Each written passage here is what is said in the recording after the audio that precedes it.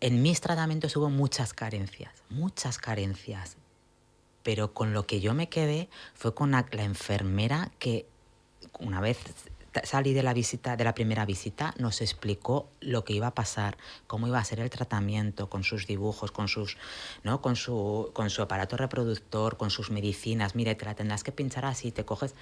O sea, a mí me regaló tranquilidad esa señora. Mi doctora, en mi segundo aborto, cuando yo fui destrozada para pedirle que por favor me hiciera pruebas para abortos de repetición, cuando no te los hacían hasta un tercer aborto, ya tienes que sufrir 3 pérdidas del que va a ser tu hijo para que te hagan pruebas, pues esa mujer en el segundo aborto me las hizo. A mí esa mujer me regaló esperanza. Y la embrióloga que nos atendió, aunque no entendí nada de lo que me dijo, porque entre los nervios y que estaba que si A, que si B, que si células, no entendí nada, pero nos hizo un dibujito con lo que eran nuestros embrioncitos y cuando terminó me dijo, ¿te lo quieres llevar? Pues a mí esa señora me regaló algo que podía ser real. Ferticast. Las voces de la fertilidad. Un podcast para explorar el lado más humano de los profesionales sanitarios que trabajan en el mundo de la reproducción asistida, con el patrocinio de Fertifarm, empresa líder en soluciones de salud reproductiva. Hola Elena, estoy encantado de que estés aquí con nosotros por primera vez, una representante de los pacientes, de una asociación de pacientes. ¿Qué tal? Hola, muchas gracias Roberto, muchas gracias por invitarme e invitar a nuestra asociación a estar hoy aquí. Estupendo, encantados de tenerte con nosotros. Y tenemos también a Nuria de Miquel. Nuria, tu primer podcast, ¿qué tal? Muy bien, contenta de estar aquí también. Fantástico. Pues bueno, vamos a empezar por lo más importante, que es un poco hablar de la asociación. ¿De dónde surge la necesidad de crear una asociación de pacientes de infertilidad? ¿Cuál es el germen que provoca esta iniciación? Bueno, pues la asociación nace de la soledad y del fin de esta soledad.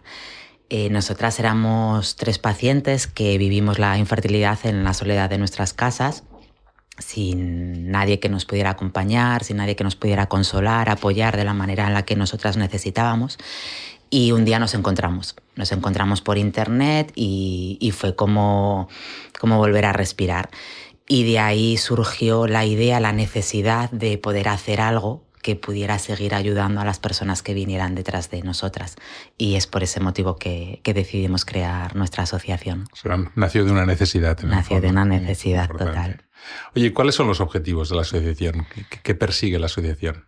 Pues nuestra asociación, digamos que es la bisagra entre pacientes, profesionales, instituciones públicas y políticas y la sociedad. Tratamos de encontrar ese equilibrio en el que todos y todas conozcan nuestras necesidades y nos ayuden a solventarlas. Entonces, nuestros objetivos son 3 fundamentalmente. Por un lado es el acompañamiento, es el objetivo inicial con el que nacimos y del que no nos hemos olvidado, el decirle a las pacientes, a los pacientes, no estás sola, estamos aquí, estamos contigo, apóyate en nuestro hombro y bueno, para eso les ofrecemos distintos recursos, tenemos actividades, encuentros, asesoramiento psicológico, asesoramiento médico, genético, grupos de apoyo, ¿vale? Siéntete libre para ser y para estar sin ser juzgado en este espacio. Por otro lado, trabajamos con la divulgación y la concienciación de la enfermedad para que nuestra sociedad reconozca que esto es una enfermedad y que sepa lo que se vive y lo que se siente y sepa actuar en consecuencia. Y como último objetivo trabajamos en incidencia política porque queremos cambiar las cosas. Escuchamos a nuestras pacientes, detectamos las necesidades que tienen y trabajamos para poder mejorarlas. Y hablando de la infertilidad, ¿cuáles son los desafíos a los que se enfrentan las personas con problemas de fertilidad en España? Bueno, a ver, desafíos hay muchos. Tenemos por un lado desafíos sociales, ¿no? Lo he dicho, ¿no? La enfermedad ni tan siquiera se sabe que es una enfermedad, no se reconoce como tal y no es algo que esté diciendo yo, que lo dijo en su día la Organización Mundial de la Salud, pero no se sabe que es una enfermedad. Y cuando se sabe, es tratada como una enfermedad de segundas, ¿no? De secundaria. Entonces ese es el principal y gran desafío, ¿no? Luego a partir de ahí están los prejuicios. Yo no conozco a nadie que hable mal de alguien que ha recibido una donación de un órgano o de un donante de órganos y sin embargo pues hay muchos prejuicios en cuanto a la donación de gametos. La empatía es una enfermedad en la que la empatía suele brillar por su ausencia. Hay muchas frases que se nos dicen que hacen daño. Relájate, hasta que no te relajes no te quedarás embarazada. A ver, esto es una enfermedad, hay unas causas médicas, biológicas que no nos permiten a los hombres y a las mujeres tener hijos de una manera natural y no se trata de relajarse. Es que es como, a mí no se me ocurriría decirte, relájate y se te bajará el colesterol, por ejemplo, ¿no? Es que entonces, claro, es que no tendríamos hospitales, tendríamos balnearios al final, ¿no? Y todos estaríamos en modo zen. Entonces, bueno, pues un poquito a nivel social, esas serían las grandes barreras, los grandes desafíos que como asociación tenemos que trabajar por mejorar, ¿no? Y luego a nivel institucional, a nivel político, pues nosotras trabajamos por conseguir un acceso universal y equitativo, que todos tengamos el mismo acceso, vivamos donde vivamos, que un código postal no determine qué tenemos o de qué podemos curarnos o dejar de curarnos o qué tratamientos podemos tener o qué tratamientos podemos dejar de tener, ¿no? Y bueno, es que a partir de aquí pues, estaríamos trabajando, hay grandes desafíos en las listas de espera interminables en nuestra sanidad pública, que estamos hablando incluso de 2 años de lista de espera. El acceso a personas que quieran tener un segundo hijo, una infertilidad secundaria, que se pueda también tratar y pues haya acceso a ampliación de pruebas. Es que aquí hay un camino infinito de desafíos todavía por conseguir. Exacto. Elena, la infertilidad es algo que se vive un poco en silencio, se vive de una forma, digamos, velada. Pero cuando yo voy a cualquier sitio y preguntas, ¿alguien conoce o algún caso de algún paciente con infertilidad? Todo el mundo conoce a alguien que ha estado en tratamiento de infertilidad o lo está en este momento. Esta enfermedad, ¿cómo ha evolucionado en los últimos años? ¿Cuál ha sido la evolución? ¿La situación es la misma que hace 10 años cuando empezó la asociación o ha cambiado la percepción de esta situación? Claro, la percepción ha cambiado, la situación, por suerte, o sea, pues gracias al trabajo de asociaciones como las nuestras y de profesionales que están ahora trabajando también de cara al público en redes sociales, ¿no? Haciendo una labor muy importante de divulgación, la percepción de la infertilidad ha cambiado mucho, pero queda mucho trabajo por hacer, un poco lo que estábamos hablando antes, ¿no? Hasta que la percepción de la sociedad no cambie. O sea, ten en cuenta, tú decías, todos conocemos, es que 1 de cada 6 parejas en edad fértil tiene problemas para tener un hijo. O sea, es que todos tenemos 6 personas a nuestro alrededor, con lo cual todos conocemos a alguien. Pero es muy difícil hablar de este tema con naturalidad, porque para eso se tiene que crear un entorno amigable en el que poder hablar con tranquilidad, en el que no se te juzgue y no se te minusvalore en muchos casos, porque muchas veces, no te preocupes, tranquila, no pasa nada. A mí, o sea, en mi caso particular, por ejemplo, en mis 2 abortos, me han dicho frases, no te preocupes, ya tendrás otro, eres muy joven, ya te quedarás otra vez embarazada, mejor ahora que eran unas celulitas que no más adelante. Es como,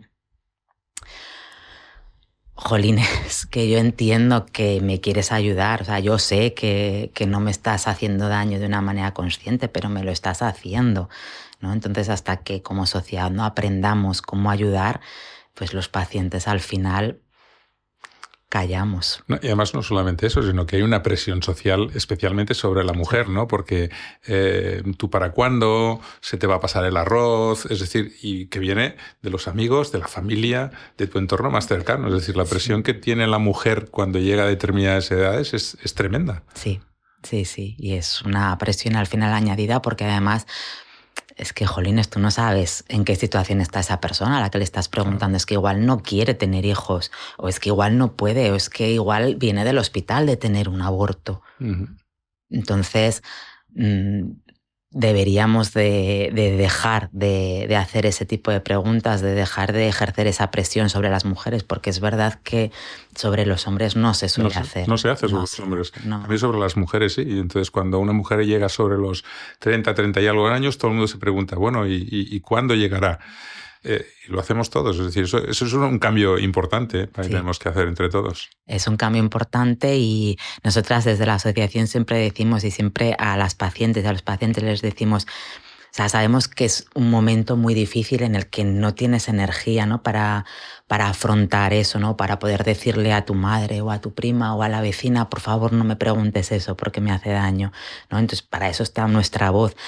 Pero en el momento que tú tengas fuerza, dilo, habla, porque al final la suma de todas nuestras voces es lo que va a hacer, ¿no? Que va a ser esa palanca de cambio para que podamos dejar de ejercer y que no esa sea presión. Quizás una enfermedad oculta, no hay por qué ocultarlo. Efectivamente. No pasa nada porque una persona tenga dificultades, las tiene, igual que tiene, como tú decías antes, con el colesterol. Bueno, pues oye, lo tratamos y hay soluciones. Exacto, y hay soluciones, eso es.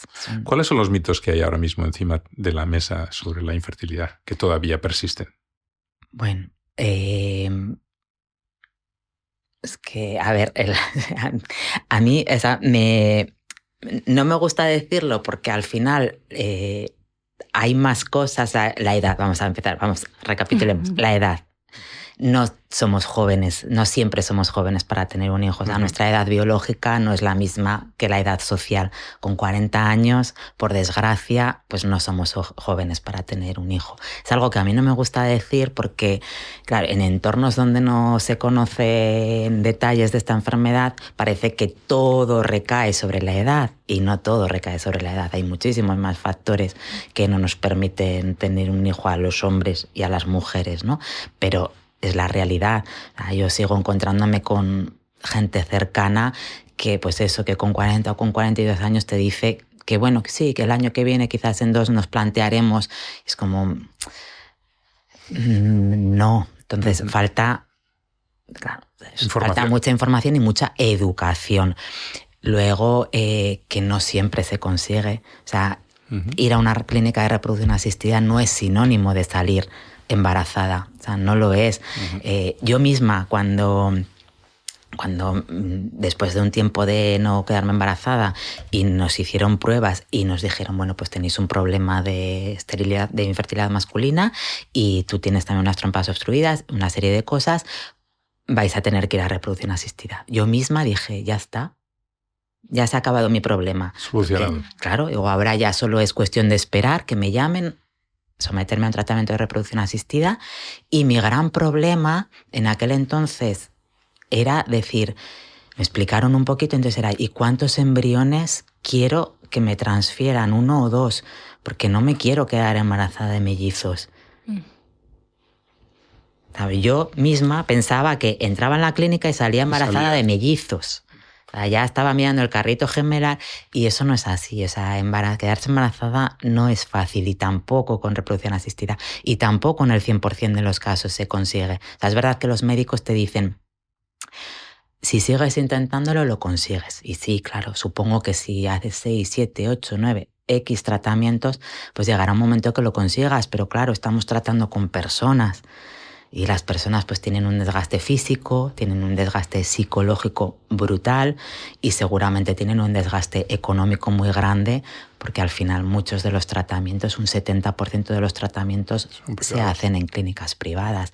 Entonces no siempre se consigue, ¿no? Ese es otro de los grandes mitos. Sí, porque además tenemos la idea de que uno va a una clínica de estética y tiene unas arrugas y sale sin las arrugas, ¿no? Y entonces lleva el mismo concepto a la reproducción y dice, bueno, pues voy a una clínica de reproducción y saldré embarazado o embarazada. Entonces, pero la realidad no es así. Entonces es verdad que la gente no lo conoce. Exacto. Bueno, y ahora hablemos un poco de la Red Nacional de Infértil, de la que eres presidenta. ¿Cuántos miembros sois ahora mismo? Pues en estos momentos somos aproximadamente 3.700 asociadas, que hablo en femenino porque la gran mayoría somos mujeres. Entonces, no es porque vuelvo a insistir, pero que me gusta dejarlo claro, ¿no? Que la infertilidad es una enfermedad tanto de hombres como de mujeres en el mismo porcentaje, ¿no? Pero en nuestra asociación pues somos más mujeres, ¿no? Y bueno, pertenecemos a Fertility Europe, que es la Federación de Asociaciones de Pacientes Europea, y en representación de España, ¿no? Digamos que es nuestro paraguas de asociaciones donde pues, nos reunimos, resolvemos dudas y también trabajamos a nivel comunitario, ¿no? a nivel de comunidad europea en el cambio de pensamiento, en el cambio de creencias, ¿no? sobre esta enfermedad. Y en la asociación has dicho que sois mayoritariamente mujeres. Sí. ¿Qué pasa con los hombres? ¿No les interesa asociarse o qué pasa con los hombres? ¿Qué pasa con los hombres? Pues esa es una gran pregunta, Roberto. ¿Qué pasa con los hombres? Porque a nivel, la enfermedad afecta por igual a unos y a otros. Entonces, ¿por qué ellos no alzan la voz, no? Yo creo que tendemos a pensar que quizás los hombres están en un segundo plano o están en una posición de apoyo. Yo en mi mismo caso, por ejemplo, con mi pareja, en aquel momento, mientras estábamos intentando tener un hijo, tuvimos muchos conflictos porque yo decía, jolines, pero ¿por qué no te duele lo mismo que a mí? ¿Por qué no te da...? A mí me dolía mucho, luego he visto que es un problema de un porcentaje muy elevado de mujeres y quiero decirlo para que sepan que es normal, esto dicho por psicólogo, ¿no? A mí me dolía mucho el que mis amigas o que mi entorno me dijeran que se estaban quedando embarazadas. Era un dolor muy profundo que me hacía sentir muy mal, porque me hacía sentir muy egoísta y muy mala persona, de decir... ¿Por qué yo no? Sí, ¿y por qué yo no? ¿Por qué no te puedes alegrar de que tu mejor amiga se quede embarazada? Sí que te alegras, pero no es una explosión de alegría. Entonces te hace sentir muy mal, ¿no? Y claro, yo veía a mi pareja y le decía, jolines, ¿y tú por qué no te enfadas? O sea, ¿por qué no tienes este sentimiento? Entonces, bueno, hubo muchos conflictos porque no le entendía. Es verdad que después, mira, echando la vista atrás, dices...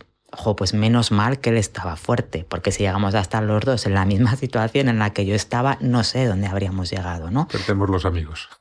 Entonces, pues yo creo que eso muchas veces no están como en ese papel de soportar, pero la realidad es que ellos también necesitan expresar, que nosotros tenemos un voluntario, uno, chico, ahora parece que se está animando a otro. Jonathan es un encanto y es un amor. Y él, junto con otro compañero, está organizando Cafés de los Sueños, que es un encuentro que nosotras hacemos habitualmente, normalmente con mujeres y con parejas, pero parejas vienen poquitas. Entonces, estamos creando este espacio solo para ellos y lo agradecen muchísimo porque también tienen esa necesidad de hablar y de compartir. Entonces, yo creo que poco a poco la sociedad tampoco ayuda.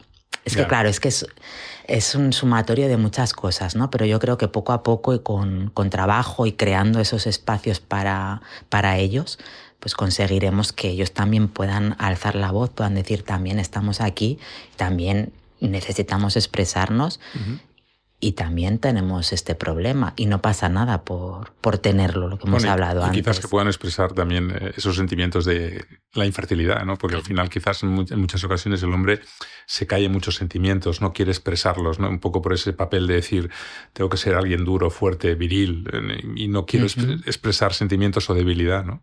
Sí, totalmente. Y además es que la infertilidad es una enfermedad que además de afectarte médicamente, ¿no? Es muy, muy emocional, porque emocionalmente es muy dura porque tienes que gestionar muchos sentimientos que no son nada agradables, o sea, el dolor, la rabia, el enfado, la pena, la desesperanza, la tristeza, y todo esto alargado en el tiempo, porque no es un mes ni son 2 meses, en mi caso, y yo me siento afortunada, fueron 4 años y medio, así. Sí, además 4 años y medio que estás sometido a inyecciones hormonales, a intervenciones, a ecografías constantes, analíticas, a subidas y bajadas de humor y es todo un vía crucis realmente. Sí. Es muy, muy, muy difícil de gestionar. Entonces, si además no lo puedes expresar, no tienes un entorno, no tienes un espacio seguro. Importante el acompañamiento en todas estas fases. Comentabas que hacéis el café de los sueños. ¿Qué más actividades? Explícanos un poquito qué es esto del café de los sueños y qué otras actividades hacéis en la asociación. Pues tenemos el Café de los Sueños es la primera actividad que organizamos nosotras en la asociación y es un encuentro informal entre pacientes. Nos juntamos en una cafetería, ahora también lo hacemos online, lo hacemos presencial y online, y donde no hay guiones. Simplemente llegas, te conoces, porque en muchas ocasiones no te conoces, y hablas y compartes. Y así como puede parecer al principio, yo mi primer encuentro, antes de que se llamara Café de los Sueños, que fue cuando aún no éramos asociación y nos conocimos por primera vez en una cafetería, que la primera sensación pueda ser la de, ostras, ¿dónde voy yo, no? A un sitio que no conozco a nadie, a hablar de lo que estoy viviendo. Es como, me doy la vuelta y me voy corriendo, ¿no? Puede parecer la primera necesidad, el primer impacto, pero luego la realidad es que son encuentros mágicos, en los que consigues conectar de una manera, es que en muchos casos es una conexión tan brutal, tan bonita, que sales de allí con otra energía, ¿no? Nos escriben muchísimo para decirnos esto, es que ha sido magia pura, es que he podido desahogarme. Y son todos diferentes porque no hay guión, entonces en un café pues pueden hablar todas las personas un poquito, en otros cafés puede haber personas que no quieran compartir, que solo quieran escuchar. O sea, cada café es único y se crea una magia y una conexión diferente, ¿no? Y bueno, pues aparte de lo que es este encuentro, trabajamos con grupos de ayuda mutua. Estos sí que son online, que son grupos de ayuda entre mujeres. Tenemos un servicio de tutoras emocionales, que es un servicio más de ayuda, pero más personalizado, entre personas que ya han vivido, han pasado por todo esto, que acompañan de una manera personal a una de nuestras, a la sociedad que lo necesite, ¿no? Pues escuchándola, siendo pues un hombro en el que apoyarse, un sostén, una red, al fin y al cabo, ¿no? Tenemos también grupos de apoyo con psicólogas especializadas en reproducción asistida. Y bueno, hacemos un encuentro anual todos los años para juntarnos. Venimos de todas las partes, de todas las ciudades de España, ¿no? Para vernos, para ponernos cara, para tener ese contacto, ¿no? Y crear esa conexión, que es verdad que es más fácil hacerlo pues a través de las cámaras, pero que la piel es la piel. Y hace 2 años, si no recuerdo mal, hicisteis una carrera virtual que las personas corrían en diferentes sitios y a través de la app. ¿Esto no lo habéis vuelto a repetir? Sí, lo hacemos todos los años, desde la pandemia. En la pandemia, claro, hubo que reinventarse porque no pudimos hacer un encuentro personal, no pudimos. Entonces, cambiamos, hicimos otras actividades, creamos la Virtual Infert que celebramos en noviembre con la Semana Europea de la Fertilidad y creamos una carrera virtual. Y desde entonces la hacemos todos los años, ¿sí? Te inscribes a través de una aplicación y a lo largo de una semana aproximadamente, en el Día Mundial de la Infertilidad, en el 4 de junio, pues alrededor de esos días, y pues hay 3 modalidades para correr, ¿no? 3, 5 y 10 kilómetros. Y se trata, bueno, pues de correr cada uno desde nuestra localización, pero a la vez estar todos juntos. Eso es. Nuria, nos tenemos que apuntar este año. Sí, es que me parece muy interesante. Sí. La verdad es que es una actividad muy, muy chula. Muy bien. Sí. Y bueno, enhorabuena porque el año pasado celebrasteis el 10º aniversario, ¿no?, de la asociación ¿Cómo resumirías los logros de la asociación en estos últimos 10 años? Bueno, pues a ver, yo creo que como grandes logros podríamos hablar de la presentación de nuestro decálogo de medidas urgentes, de necesidades urgentes para pacientes en el Congreso de los Diputados, en el que pues establecemos 10 medidas que consideramos de vital importancia que se establezcan ya en nuestro Sistema Nacional de Salud, y en el que estamos trabajando pues a día de hoy con los distintos decisores políticos y pues intentando, ¿no?, que sean de aplicación.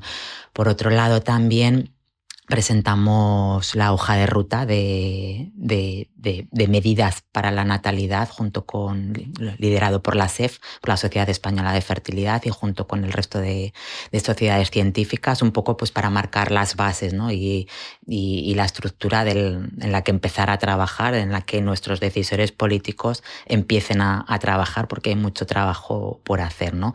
Eso, digamos que a nivel profesional de derechos, de luchar por los derechos de los pacientes, serían dos grandes logros o inicios de logros que nunca jamás en nuestros inicios de asociación pensamos en conseguir, ¿no? Y luego, a nivel humano, pues es que es un logro estar, porque no es fácil llevar 10 años y sobre todo es un logro conseguir que, pues eso, que mujeres, que hombres que están mal, que están, pues eso, como estuvimos nosotras, ¿no?, muy solos y sin apoyo, que puedan encontrar un refugio, una red que les sostenga. Pues es muy emocionante, ¿no? Y conseguir que esas personas, pues una vez que son papás, que son mamás, que se queden para ayudar, pues eso es un gran logro. Nos has hablado de ese decálogo. Tampoco te voy a pedir que nos relates el decálogo entero, pero ¿cuáles serían los principales puntos de ese decálogo de peticiones que tenéis para que se mejore el acceso a las técnicas de reproducción asistida? Bueno, pues pedimos universalidad en los tratamientos, lo hemos hablado antes, ¿no?, que un código postal no determine tus derechos, sino que todos tengamos el mismo derecho de acceso, un protocolo único, porque no puede ser que haya 17 protocolos de actuación diferentes cuando los hay, porque a nosotras nos está costando muchísimo trabajo localizar esos protocolos o que nos los faciliten incluso. O sea, seguimos teniendo comunidades autónomas en las que no tenemos protocolos. Se ha pedido formalmente por activa y por pasiva y no tenemos los protocolos encima de la mesa. Entonces, no se puede permitir. Y además es que tiene que ser un protocolo único, ¿no? Luego pedimos la reducción de las listas de espera, el aumento de la edad. Eso es algo que sí que es verdad que se está trabajando y que se está consiguiendo ya en distintas comunidades autónomas, que está muy bien, pero se tiene que conseguir en todas. Claro. El aumento de la infertilidad secundaria, que las mamás, o sea, las mujeres que ya son mamás de un hijo tengan acceso y puedan optar a técnicas de reproducción asistida para su segundo embarazo. La ampliación en las técnicas. Al final, pues la Seguridad Social tiene los recursos más limitados y las pruebas médicas que pueden hacer a los pacientes son menores. Entonces, que se puedan hacer pruebas inmunológicas, pruebas genéticas. Claro, exacto. Y si quieres sigo, pero igual. No. Era por tener una idea del decálogo, que al final no estáis pidiendo nada que sea absolutamente una barbaridad, sino es lo más racional, ¿no? Incluso nos comentabas alguna cosa que a mí me ha sorprendido muchísimo, de que todavía hoy en día en algunas comunidades están haciendo punciones sin anestesia. Sin sedación. Anestesia local sí, pero anestesia local, una anestesia local que es la zona externa de la barriga lo que te protege, y al final una punción ovárica, o sea, es que entra hasta el ovario y absorbe muchísimos óvulos. Es que nosotras tenemos relatos desgarradores de mujeres que se han llegado a desmayar del dolor, de soportar ese dolor, ¿no?, de la extracción de los ovocitos. Entonces, en la comunidad autónoma andaluza quedaban varios hospitales que todavía seguían haciendo la punción sin sedación. Hemos conseguido que excepto en el hospital de Jaén, en el resto sí que se hagan con sedación, como es lo lógico. Y bueno, en el hospital de Granada, que sí que lo quiero decir porque es importante, en el que sí que te hacen una punción con sedación, sí lo solicitas, pero lo tienes que solicitar, tienes que saberlo y tienes que solicitarlo. Entonces, bueno, ahí queda un poquito por trabajar porque lo que pedimos es que sean siempre con sedación, a no ser que la paciente ella misma diga, de una manera formada e informada, diga no quiero la sedación, pero que el ofrecimiento sea hacerlo con sedación. Y bueno, ahí de ahí está la labor de las asociaciones, precisamente para que vosotros podáis reclamar todo esto y exigir algo que parece un poco absurdo que tengamos que exigir hoy en día, pero que hay que exigirlo. Pues sí. Oye, para poder hacer todo esto, uno de los elementos fundamentales en cualquier asociación son los recursos. ¿Cómo os financiáis? ¿Cuáles son vuestra base de recursos? Porque me imagino que no debe ser demasiado extensa. No. Pues nos financiamos como podemos, ¿no? Que digo yo, no, al final nos financiamos con las cuotas de los asociados, pero son 48 euros al año. Uh-huh. O sea, te puedes hacer una idea, ¿no? Con las colaboraciones privadas, que es el grueso de nuestra financiación, es con colaboraciones privadas y con donaciones, pues en los distintos eventos que hacemos, pues las donaciones, pero que también es algo, bueno, es muy poquito, ¿no? No tenemos ningún tipo de financiación pública ni de subvención, que es algo que también estamos tratando de conseguir. Claro, porque es que al final también somos una enfermedad, ¿no? Entonces es lo que hablábamos antes de ser tratados, porque se nos han denegado subvenciones por esto. Entonces, bueno, pues estamos tratando de trabajarlo y de lucharlo. Eso es. Y ¿existen otras asociaciones de pacientes españolas? ¿Qué relación tenéis con, por ejemplo, Asproin, Asociación Nacional para Problemas de Infertilidad, o otras asociaciones? Pues en estos momentos en España, asociaciones nacionales, está la nuestra y está Asproin. ¿Vale? Con Asproin en estos momentos no tenemos relación porque están en un momento en el que no están trabajando todo lo que les gustaría. Vale, entonces en estos momentos estamos llevando, digamos que toda la carga a nuestra asociación. Sí que nos relacionamos, lo que os decía antes, ¿no? Con asociaciones europeas para trabajar y colaborar en conjunto. Luego, esperadme, que no quiero dejar de decirlo, que antes no me he acordado, hay una asociación madrileña de pacientes que se llama AMAIN. Vale, digo, ay, que se me ha ido el nombre. AMAIN, me ha venido ahora a la cabeza. Entonces ellas son una asociación madrileña de pacientes, pero en nuestro conocimiento no tenemos más asociaciones de esta enfermedad en España. Entonces, bueno, pues básicamente pues nos toca asumir todo el peso a nosotras. ¿Qué le pedirías a los profesionales sanitarios de la medicina reproductiva si tú pudieses hacerles una petición con respecto al tratamiento de la infertilidad? Pues, a ver, no quiero generalizar porque es verdad que hay profesionales muy buenos, pero les pediría humanidad, les pediría formarse en comunicación emocional. Porque sí que es verdad que España pues, es uno de los países referentes, tenemos unos profesionales excepcionales, pero en muchos casos estamos carentes de esa comunicación emocional, de esa comunicación afectiva que nos haga sentir que bueno, pues que formamos parte de este proceso, que tenemos enfrente a una persona a la que le importa lo que está haciendo, el objetivo, o sea, que trabajamos en el mismo objetivo y que además se preocupa por lo que estamos sintiendo. Entonces sí que es algo que creo que... Una mayor empatía. Una mayor empatía. Porque además es que al final, cómo comunicamos las cosas lo es todo, ¿no? Y yo creo que como pacientes en cualquier enfermedad, todos tenemos un recuerdo de algo que te han dicho y cómo te lo han dicho. Uh-huh. Y eso marca diferencias y puede hacerte sentir de una manera o hacerte sentir de otra. Mirad, en mi primer aborto fui a urgencias yo sola. Bueno, esto es otra historia de cabezonería mía y bueno, da igual. Fui a urgencias yo sola. Y no me imaginaba que estuviera pasando un aborto, tenía unos dolores terribles, pero a mí eso no me podía estar pasando porque era algo que pasaba por ahí, pero... No va conmigo, esto no va conmigo. Y bueno, pues me puse en la silla, el ginecólogo me hizo la ecografía y me dijo, Elena, estás perdiendo a tu bebé, tienes el saquito ya. Y le dije, no. Me dice, sí, me estuvo explicando que el saquito, bueno, un montón de... Me estuvo explicando lo que estaba pasando, ¿no? Entonces yo recuerdo que me quedé así en la silla, súper tensa, quieta, engarrotada, y yo solo pensaba, no le hagas caso, no le hagas caso, no llores, aguántate, no llores porque este hombre te está mintiendo, no llores, no llores, no llores, no llores, no llores. Y este señor, que además de un gran médico, es una persona de una calidad humana excepcional, me cogió la mano y me dijo, Elena, puedes llorar si quieres. Esto que te está pasando es muy duro y puedes llorar, permítetelo.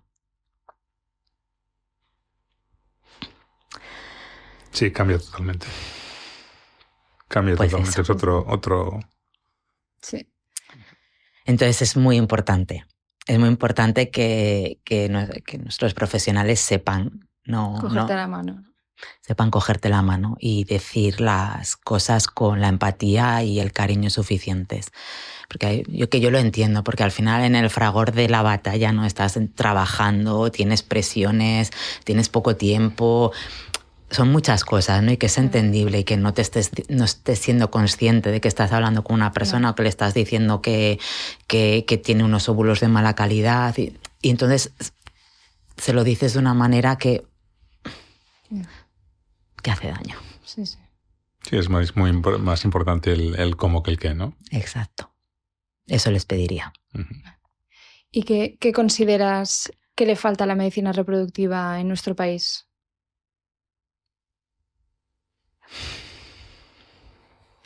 Pues, ¿qué considero que le falta? Claro. Más investigación, más recursos para avanzar, ¿no? Nosotros es verdad que tenemos unas leyes muy buenas, una ley muy buena en reproducción asistida. Entonces yo creo que nos falta, ¿no? Como más conciencia, más el poner la infertilidad en el foco como una enfermedad que es importante, que hay que tratar, ponerla en el foco para que los profesionales puedan desarrollar su trabajo y puedan ayudarnos a nosotros. ¿Hay alguna persona dentro del mundo de la reproducción asistida que haya sido un referente para vosotros o que sea una persona que haya marcado de alguna forma el desarrollo de la asociación? Es que así como dar nombres propios es un poco pueden ser delicado, varias personas. ¿no? Entonces, claro, pues obviamente, como grandes referentes en el mundo de la reproducción asistida, pues gracias a aquellos 3 locos valientes que en su día decidieron que sí, que tenían que conseguir, ¿no? Que un espermatozoide fecundara un óvulo fuera de un vientre y lucharon por eso, y gracias a los profesionales que lo hicieron posible en España y referentes, pues esos profesionales que son humanos y que sabemos que tienen una calidad humana excepcional, pues para nosotras son muy importantes. Y pues las pacientes, es que no os podéis imaginar lo difícil que es este camino y mantenerte ahí y seguir. Y es que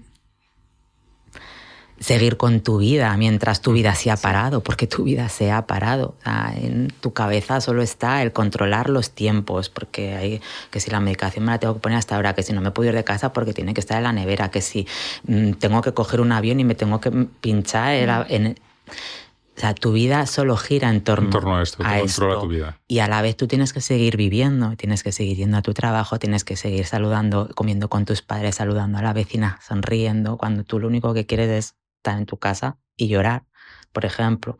Entonces, para mí un gran referente son las pacientes porque son unas luchadoras. Y bueno, hablando de esos pacientes, ¿Qué mensaje te gustaría transmitir a quienes están luchando contra la infertilidad en estos momentos? Pues que no están solas, que somos muchas y muchos los que hemos pasado por aquí y que entendemos, ¿no? Pues entendemos todo lo que viven, todo lo que sienten, que no son bichos raros por sentir lo que sienten, ¿no? Que ya lo he dicho antes, que es normal estar enfadado, sentir envidia. Yo tenía pánico a la envidia, es normal sentir envidia, ¿no? Y que no están solos, que pueden parar, es importante también, pueden parar, pueden decir no puedo más, pueden tirarse en el suelo, pueden llorar, pueden patalear, tienen derecho al pataleo, ¿no? Y a quedarse un ratito ahí o unos días ahí, no pasa nada, no hay que levantarse. O sea, vivimos en una sociedad en la que parece que no puedes llorar, que no puedes estar mal, que tienes que rápidamente levantarte y surgir. Y bueno, pues a veces se necesitan unos días y no pasa nada, no pasa nada. Cuando tengan fuerzas para levantarse, pues ahí estaremos nosotras, para ayudarlas a levantarse y a seguir. Bueno, un poco lo que destacas, ¿no? Que quizás el aspecto médico es importante, pero es más importante el aspecto de acompañamiento, el aspecto psicológico, el apoyo, la comprensión. Es decir, qué importante que es toda esa faceta dentro del mundo de la infertilidad, ¿eh? O sea, incluso importante. Más que a lo mejor el tratamiento médico, que al final es un procedimiento complejo, pero un procedimiento estandarizado. Uh-huh. Claro, es que hombre, obviamente, a ver, sin la parte médica no podríamos ser mamás ni papás, o sea, es vital. Pero claro, el cómo vives eso es tan importante, el qué recibes de esos profesionales. El otro día lo decía, me preguntaron, ¿no?, sobre mi propio tratamiento, porque fue en Seguridad Social, en un congreso de embriólogos de la sanidad pública. Y yo decía, digo, en mis tratamientos hubo muchas carencias, pero con lo que yo me quedé fue con la enfermera que una vez salí de la primera visita nos explicó lo que iba a pasar, cómo iba a ser el tratamiento, con sus dibujos, con su aparato reproductor, con sus medicinas. Mire, te la tendrás que pinchar así, te coges. O sea, a mí me regaló tranquilidad esa señora. Mi doctora, en mi segundo aborto, cuando yo fui destrozada para pedirle que por favor me hiciera pruebas para abortos de repetición, cuando no te los hacían hasta un tercer aborto, ya tienes que sufrir 3 pérdidas del que va a ser tu hijo para que te hagan pruebas, pues esa mujer en el segundo aborto me las hizo. A mí esa mujer me regaló esperanza. Y la embrióloga que nos atendió, aunque no entendí nada de lo que me dijo, porque entre los nervios y que estaba que si A, que si B, que si células, no entendí nada, pero nos hizo un dibujito con lo que eran nuestros embrioncitos. Y cuando terminó me dijo, ¿te lo quieres llevar? Pues a mí esa señora me regaló algo que podía ser real. Sí, transmitir esa confianza, transmitir esa gestión de expectativas, que también es importante, ¿no? Es decir, que saber qué te vas a encontrar en el camino y cómo va a ser todo ese desarrollo. El tratamiento médico es muy importante, lo necesitamos, pero el cómo se gestiona ese tratamiento es también muy importante. Está claro. Oye, Elena, en tu faceta en la cual estás trabajando para la asociación ahora con mucha dedicación, ¿cómo combinas tu trabajo con la asociación, con el resto de tu vida? Porque también tienes otra vida y tienes un hijo, tienes una familia, tienes otras aficiones. ¿Cómo haces para combinarlo todo? Porque la asociación debe ser muy absorbente. Sí. Sí, a ver, la dedicación que hay que poner en una asociación pues es mucha, ¿no? Al final es un 24/7 porque siempre tienes que estar disponible, ¿no? Para hablar con un voluntario, para hacer algo que, bueno. Pero yo creo que es la pasión. Pero yo lo hago, todas mis compañeras lo hacemos con pasión. Entonces al final cuando haces algo en lo que crees, en lo que verdaderamente crees, que sabes que es necesario y que sabes que está ayudando, pues el resto es hacer un poco de magia y de encaje de bolillos y al final todo sale con mucha comunicación también. pues quitándole horas al sueño, ¿no? Pues porque hay veces pues tienes que, claro, que dedicarte a ti también tu tiempo, y con tu familia, con tus amigos, y bueno, pues luego esta noche duermo un poquito menos. ¿Y algún momento así especial que hayas vivido, que te haya marcado mucho, que te haya supuesto una lección, algo que has dicho, esto me ha enseñado, algo que ha sido muy valioso? Jolines, pues el propio camino, el propio camino con la infertilidad. Yo ya os digo que fueron 4 años y medio muy duros, muy duros. Nunca antes había pasado nada y después tampoco. Y he tenido momentos duros. Yo he sido paciente de cáncer de ovario y os puedo asegurar que no ha sido tan duro como esto. No. También mi caso fue muy especial y era muy joven. Yo tampoco no tenía los pies aterrizados cuando lo viví, ¿no? Entonces eso también es muy joven. Bueno, pero no tanto. Entonces es verdad que mi caso fue muy especial, ¿no? Con el cáncer. Pero me ha regalado paciencia. Yo no tenía nada de paciencia y me ha regalado paciencia, me ha regalado resiliencia y me ha regalado gente maravillosa, grandes amigas. Oye, y una cosa que has dicho que me ha hecho pensar, ¿cómo se vive esto en la pareja? Porque claro, esto en la pareja tiene que ser una situación como muy, muy compleja, ¿no? Sí. Es lo que os he comentado antes, ¿no? Al final es una situación compleja, erosionante, frustrante, porque tú no estás bien, él no está bien. Y esto es un 24/7, entonces es muy difícil de gestionar. Nosotras siempre decimos, ¿no?, que es muy, muy, muy, muy importante la comunicación, el poder hablar, el poder compartir con tu pareja y tu pareja contigo sin filtros y sin miedo, ¿no? Y si necesitas ayuda, que la pidas, que es que los profesionales de la psicología están ahí para eso, que ese es otro gran tabú, ¿no?, que tenemos en nuestra sociedad, el ir al psicólogo. Parece que es que si vas al psicólogo te pasa algo malo, estás un poco tarao. No, o sea, es que es lo mismo, es otra enfermedad más. Entonces, otra necesidad. O sea, acude a un psicólogo especialista, es importante que sea especializado en reproducción asistida. Acudid y hablad y pedid ayuda, que no pasa nada y os van a ayudar. Al psicólogo, a la asociación, es decir, busca ayuda. Busca ayuda. Es muy importante. Busca ayuda. Sí, claro, pero claro, nuestra asociación puede acompañar como iguales, ¿no? De yo estoy sintiendo lo mismo que tú, nosotros estamos sintiendo lo mismo que tú, pero un psicólogo te da herramientas para poder comunicarte, porque no siempre es fácil comunicarte, ¿no? Claro, yo es lo que os decía antes, yo con mi pareja era como, pero ¿y tú por qué no lloras? Y a mí me daba igual lo que me dijera, yo no le estaba escuchando, ¿sabes? Y fuimos a una psicóloga y ahí fue cuando yo... claro. Porque yo es que no le escuchaba, no, tú no lo estás pasando mal, tú no lloras, porque no lloras, porque no lloras, porque no lloras. Y no era capaz de escucharle. Cuando fuimos a la psicóloga me dijo, para. Y yo, se vive de forma diferente y luego se expresa de forma diferente. Claro. Entonces empiezas a ver y puedes volver a unirte, porque es verdad que los profesionales dicen, ¿no?, o sea, que es una enfermedad muy erosionante y que en muchas ocasiones genera rupturas. Nosotras lo vemos en la asociación. Sí, aquí en el podcast nos han contado que un camino de la infertilidad genera 2 situaciones. O refuerza a la pareja o la rompe. Tal cual. Sí, es así. ¿Algún reto que te quede por conseguir así que tengas ahora en el horizonte a corto plazo o medio plazo? Todos.